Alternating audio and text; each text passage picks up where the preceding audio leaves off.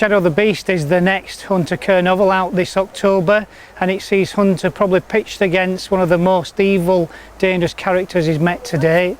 It starts off on what should be a quiet day for Hunter.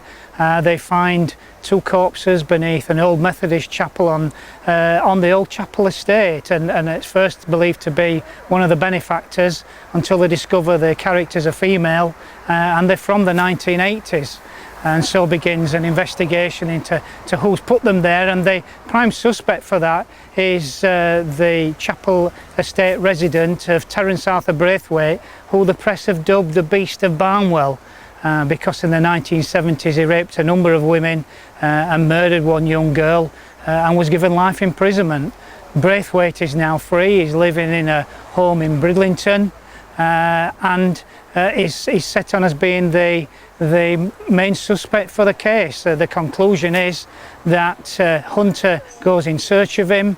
As the investigation opens up, they realise that Braithwaite probably wasn't working alone and there's a co-conspirator out there, and then the race is on to try and catch that co-conspirator and bring him to justice along with Braithwaite.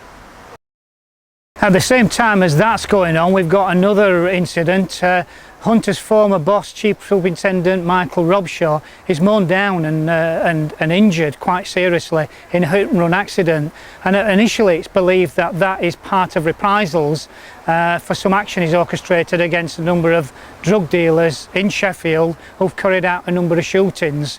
That's going to take the book into a different dimension whatsoever, and there's some nice twists and turns along the way to discover who in fact has mown Michael Robshaw down. This is now my 5th Hunter Kerr novel, and personally I feel it's probably the best one I've written to date.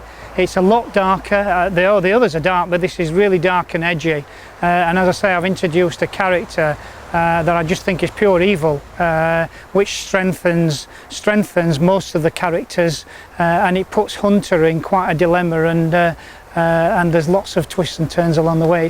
It's one I don't think you want to miss at all.